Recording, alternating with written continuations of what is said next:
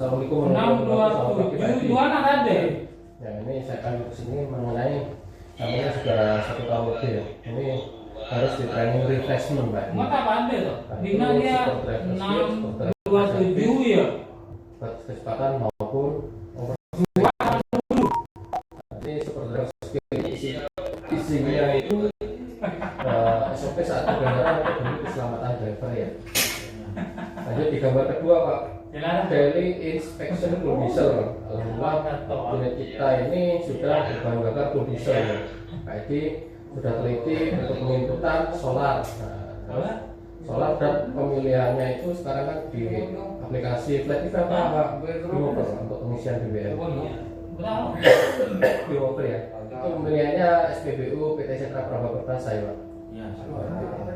Ya, karena kita sudah menggunakan cash ya, Pak, untuk pembiayaan BBM ya. Ini kan Itu mau tetap diingat Pak ya. belum. Terus untuk nomor ketiga, metode pengecekan kendaraan, ya Pak, itu mudah diingat kan. Dari bodi dan ban itu selalu dicek sebelum kita melakukan keberangkatan.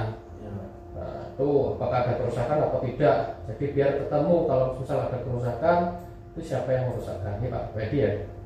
Dan ban serep dan ban yang lainnya itu diperiksa apakah bannya itu gembes atau kurang angin ataupun tipis. Nah, kalau semisal tipis, bannya itu kelihatan benang, Pak sudah diajukan atau belum, ya Pak.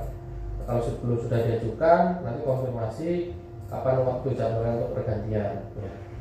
Selanjut digambar di urut A, air. Periksa air radiator, periksa air wiper, dan periksa kebocoran atau sambungan-sambungan. Ya. Selalu diperiksa sebelum berangkat. Kalau menambahkan air radiator itu pastikan menutupnya itu pas ya Pak ya. Itu terkadang orang rekan itu kehilangan tutup radiator ya. Itu karena penutupannya kurang pas. Untuk dari listrik Pak, huruf L, listrik, periksa lampu-lampu, periksa sambungan aki dan periksa air aki. Untuk sambungan itu periksa apakah terjadi ngefoam apa tidak Pak. Kalau apa sepan apa tidak. Kalau terjadi ngefoam nanti latutnya leleh, sehingga kalau leleh nanti tidak bisa dilakukan starter yang ujungnya terkena overstay engine on ya. Kalau overstay engine on itu semisal terkendala di aki dan macet, foto pakai timer Pak ya. Time kirimkan ke saya bahwasanya aki tersebut atau terkendala macet ya. Ya Pak itu ya. Iku mau anu macet Pak, aku yang R11 macet untuk akinya.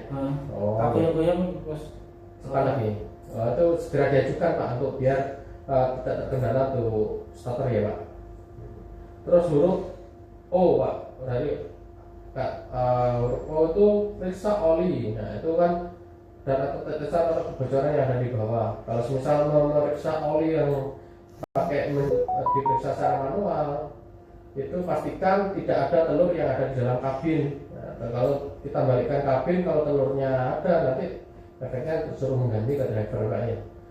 Tuh. Terus untuk penambahan kan di angka berapa? 5.000. Dan untuk pergantian di angka 10.000 ya. Nah, itu tetap ya. Dari kertas, nah, itu kelengkapan itu sebelum berangkat mulai dari rumah, periksa dari HP, dompet dan SIM dan seragam. Nah, itu diperiksa. Setelah sampai di sini periksa gembok dan materai sesuai apa tidak. Kalau dashboardnya itu ABCDE berarti gemboknya harus dari kiri samping itu ABCDE ya Pak ya. Jadi kalau misal kita komplain sudah sampai toko gemboknya keliru, berarti tidak melakukan pengecekan sebelum berangkat ya Pak.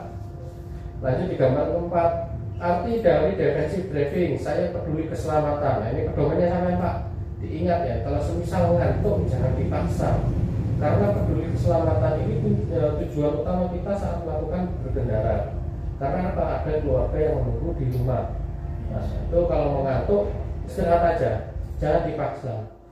Dan infokan ke grup, tag nama saya ataupun langsung japri ke saya. Ya. Lanjut di gambar kelima Pak.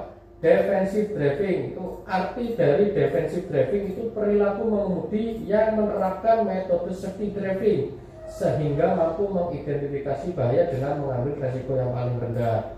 Tujuannya itu apa? Tidak menjadi penyebab kecelakaan, dan yang kedua tidak menjadi pemicu kecelakaan, dan yang ketiga tidak terlibat dalam kecelakaan.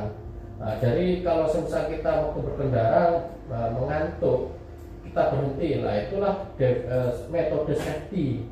Kita cari aman agar kita terhindar dari apa itu yang namanya kecelakaan, ya Pak ya. Itu juga termasuk metode safety. Ya. Lanjut di gambar yang ke-6, contoh potensi kecelakaan. Nah, ini ada tanjakan maupun turunan. Metode safety-nya apa? Pengecekan rem, ya Pak. Ada ibu-ibu lempeng kanan, dia belok kiri. Metode safety-nya itu apa? Ya, jaga jarak aman selama masuk kondisi sekitar. Yang ketiga, ada pengendara di jalur utama, Pak Edi, bukan dari jalur utama. Metode safety-nya itu apa, Pak? Dahulukan jalur utama terlebih dahulu, baru Pak Edi mengikuti dari belakang. Jadi jangan Pak Edi terlebih dahulu, yang jalur utama tidak didahulukan. Itu efeknya nanti tidak bisa melakukan pengereman, Pak. Nah, lanjut di gambar yang keempat, ada truk bermuatan lebih. Metode safety-nya apa?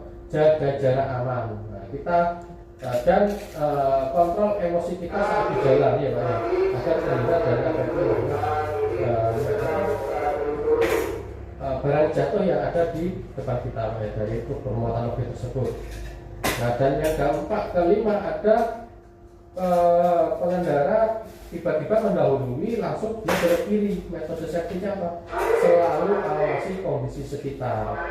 Dengan cara itu insya Allah kita terhindar dari apa yang namanya suatu kecelakaan namanya. Namun jangan lupa kita berdoa sebelum berangkat untuk meminta keselamatan saat di jalan. Ya Pak Edi ya. Oke.